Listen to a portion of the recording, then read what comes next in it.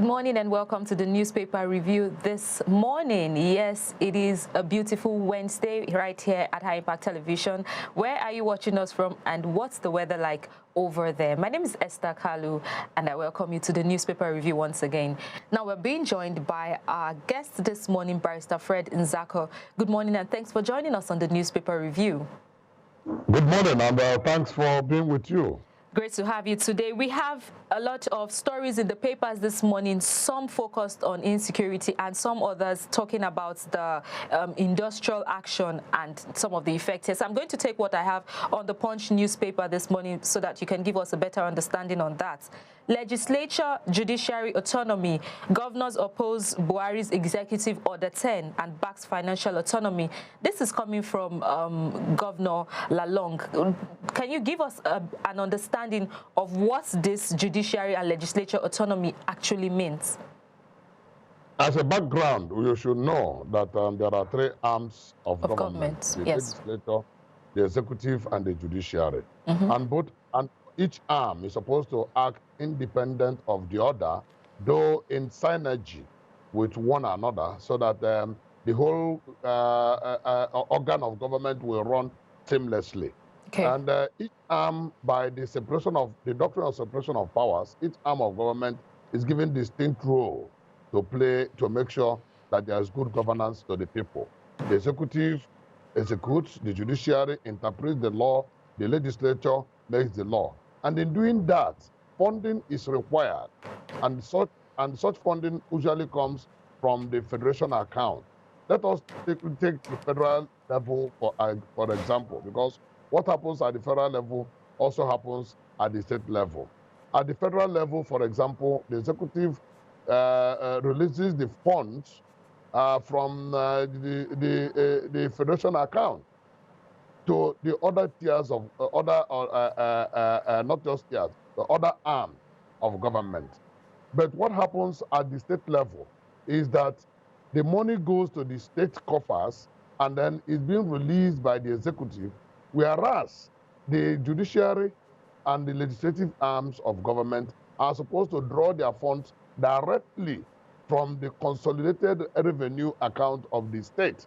The same with the federal judiciary and federal legislature are supposed to draw their funding from the consolidated revenue account of the federation, of the federal government. Now, what now happens at the state level is that the governors determine how much to go to the legislature and how much to go to the judiciary. Okay. And then it has been a battle all this while because the legislature has been asking for financial autonomy such that the same way the executive gets their funding directly from the consolidated state revenue account. And that consolidated state revenue account is made up of the revenue received from federation account under federal allocation and the revenue generated internally by all the revenue generating agencies of the state. All these revenues go into the pool of the state, from where the three arms of government get their funding for their activity. Okay. But the executive has overbearing influence on the release of funds to the legislature and the executive, and that has always hampered the progress of work by the other two arms of government, and has left the executive, the other two arms, to be more or less like begging the executive for funds. Because at this point in time, it gives the executive the opportunity to twist the two arms of government, pocket the legislature, and try to interfere with the judiciary through funding. And that is why we are saying that if our democracy has to be firm and rooted, the three arms of government must be financially independent and autonomous. That has been the battle. And there was a law to that effect. The Constitution has made provision for that effect. There is a federal law to that effect, and the law has been observed in breach. And that is what prompted the president to sign the Executive Order 10 last year. And it is curious that the governors did not oppose it ever since then, but now the governors seem to be finding their voice and saying that the executive at the federal level do not ask them, do not direct them on what to do, in which case that they will not obey that executive order, but instead that go by the financial law, which has already been put in place. Either way they do it, what is important is that let other arms of government enjoy their financial autonomy so that they will be self-accounting and be able to do their work seamlessly without much interference and much distortion from the people. Now that we have a background of what is actually the issue here, talking about financial autonomy, I'd like to put it to you that if this overbearing influence, like you said, is taken away from the needs of the legislature and the judiciary, what is going to change in their work process? Well, if it is taken away, a lot of things will change. One, the judges at the judiciary will be more emboldened to give judgments that are even against the state. Because what happens in cases is that they use the carrot and stick approach to intimidate some judges. And then the Chief Justice of the state, because he knows that the funding to run the judiciary will come from the executive at the whims of the government, at the whims of the governor, he seems to always try to parley with the governor.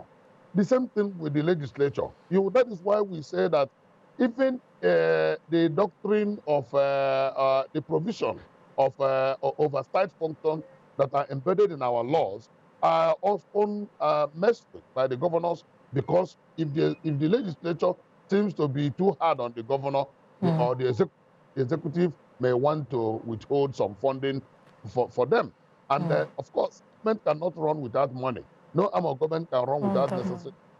So it is more or less a bargaining power in the hands of the governors to with the legislature and to interfere with certain decisions of the judiciary, and that has always affected our democracy and has not allowed it to run seamlessly. So what we change is that when this is taken away, when this overbearing influence is taken away from the governors and from the executive generally, then you will see a more vibrant legislature and a more emboldened judiciary that will enhance our democratic principles. Okay, Nigerians are really looking forward to seeing a more emboldened judiciary, like you said. Now, I'll take a diversion away just a bit from that story to look at what we have on the Guardian newspaper here. We have that reps summon minister over resident doctors' grievances. What is your reaction to that story?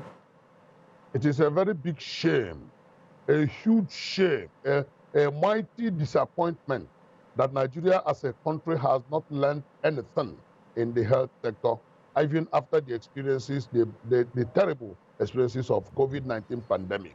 And that is why, as we speak, our president is in faraway London receiving medical attention, while his citizens are dying in droves, are dying in dozens, are dying in hundreds and thousands across the country on account of inadequate, poor, dilapidated, and comatose healthcare facilities.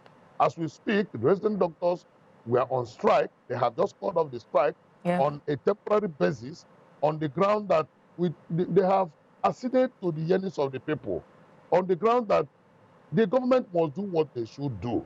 And it beats anybody's imagination that part of the things that the resident doctors went on strike for is the non-payment of the hazard allowance of a mere 5,000 naira to the doctor, whereas the legislature at the federal level, they take home quantum amount of money in what they call inconvenience allowance. So it is terribly skewed, lopsided system that we have placed very little premium on the health of our people. Now, the doctors have called off the strike, and it is important that whatever that has caused that strike do not happen again. It is extremely important that government must, as a matter of necessity, ensure that this strike is not only permanently called off, but that the yearnings and the demands of the medical doctors are met such that there wouldn't have any untoward situation in our healthcare system. Meanwhile, we expect that the government must pay attention to our Medicare. COVID-19 has told us that you cannot trust the healthcare facilities of foreign nations over and above what you have in your environment. That is why we had so many problems, and up to now today, the problems are still pending, yearning for solution. And the only way the solutions can come is by intentional and intended act of government to ensure that the healthcare facility is not only well financed, but also well taken care of in terms of remuneration to the doctors and the other healthcare workers who put their life on the line for the safety of all. Okay, now that we're talking about the health system, still on the papers this morning, the Vanguard says high mortality rates, federal government to launch National Emergency Medical Service and Ambulance System. This is coming from the Minister of Health, Dr. Osage Ehinare. Do you think this is going to at least elevate the situation we have in the health sector currently? The unfortunate thing about government in Nigeria is that government likes high-sounding white elephant project. You are talking about ambulance system in the air, when the ambulance system on ground is not adequate. You're talking about ambulance system in the air that will be available to only the elite and the rich in the society, whereas the majority of the people who run on the ground do not have adequate ambulance system. And it's not only ambulance system. By the time you get to the health facilities themselves, what do you meet on ground? What are the facilities available? What are the encouragement given to the doctors and the nurses and other healthcare workers? What are the instruments that they use to work? Where are they? Do they have enough? What of the drugs? These are places where we expect government to channel funds and not to begin to launch white elephant projects that will keep aeroplanes in the sky only for the rich, whereas the rest of the people are dying and suffering on the ground. I think it is not it's a misplacement of priority. The health minister, Dr. Ehinare, must go down to the nitty-gritty of healthcare provision. Go to the healthcare facilities. I pity anybody who falls sick in Nigeria today. The tendency and the propensity of death is so high that the risk of dying is higher than the risk of surviving, than the chances of surviving. So these are the things that we will begin to talk about and ensure that by the time we have improved healthcare facilities, the life expectancy of an average Nigerian will improve. Today, it is put by WHO as between 54 and 56 years. Can you imagine? As in some countries, the life expectancy of an average Japanese is 85 years. The life expectancy of an average European is 75 years. The life expectancy of an average Asian is about 70 to 80 years, depending on the country. But when you come down to Nigeria, the life expectancy of a Nigerian is between 54 and 56 years. So what it means is that on the average, people will not cross 56 years before they die.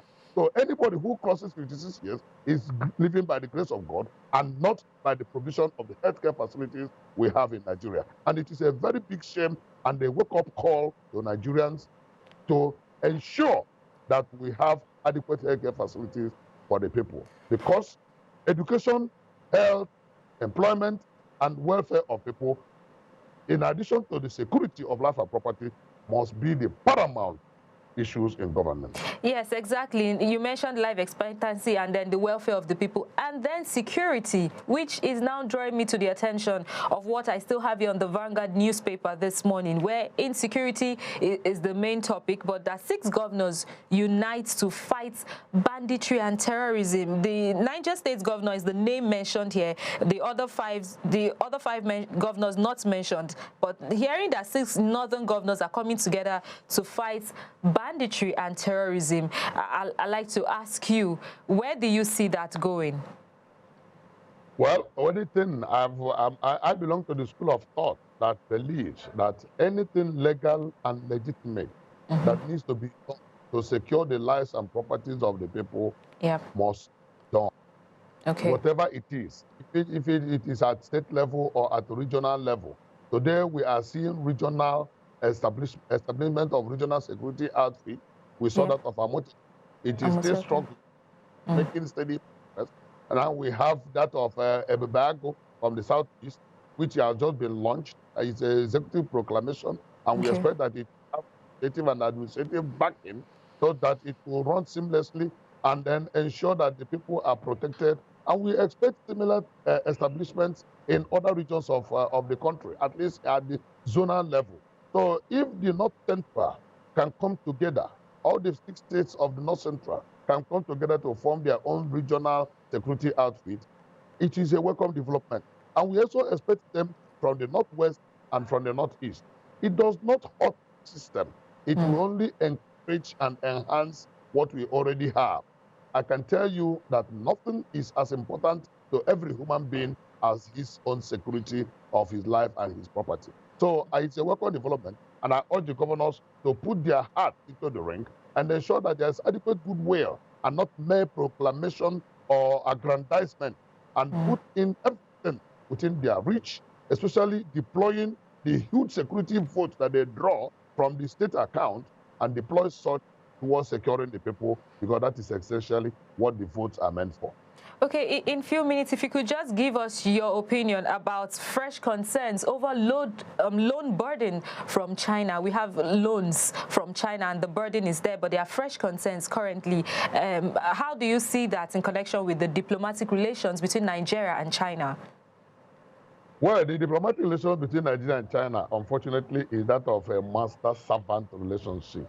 Nigeria has unwittingly, invariably reduced herself to a servant by virtue of the huge loans she keeps taking from China, whether needed or not needed. Some of these loans are project-tied loans, and that is why most of the projects are executed by Chinese nationals and by Chinese companies, and using Chinese technology, and embedded in all these things will be Chinese culture, norms, and nuances. Unfortunately, we don't have a balanced relationship with China. We have become beggarly before China. So that is what it is. But if Nigeria can, as a nation, adopt Chinese technology, because technology must be reinvented. Technology can be assimilated, if you like, call it stolen. In quote, you can steal technology. America steals Chinese technology, China steals American technology, and so is Russia, Britain, and the rest of them.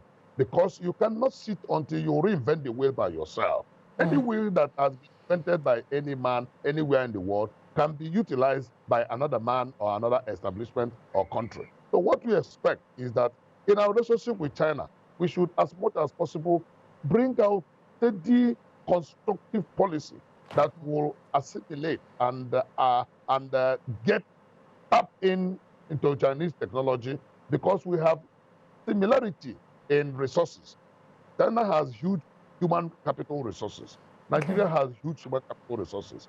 Nigeria also has intelligent capital, the same way with China. The difference is that the Chinese government is steadfast in lifting their people out of the doldrum and out of the poverty that has stricken the country in some years past, to the extent that today China has become the first world and a major key player in world affairs. Nigeria also has similarity in that regard. We have huge human resources. We also have huge material resources. All we are lacking in this country is the will to galvanize these resources, both human and capital and natural, to move our country to the level where we should belong to in the Committee of Nations. So in our relationship with China, I expect that we will not continue in this master-servant relationship, but we'll try as much as possible to raise our shoulder a bit and then be able to tap into the Chinese technology, get the ones we can get from China, relocate some of these factories into Nigeria, give them encouragement the much we can, ensure that there is power, which is our major cause of backwardness. And once you have such power, galvanize our people, and then you'll see us moving the way we should. Thanks for your thoughts. If Nigeria can tap into Chinese technology, we would move forward. Those were the words of Barrister Fred Nzako right here on the Newspaper Review this morning. Thanks for joining us on the review this morning. Anytime. Thank you. Do have a great day. Till I see you again, do stay safe. I'm Esther Kalu.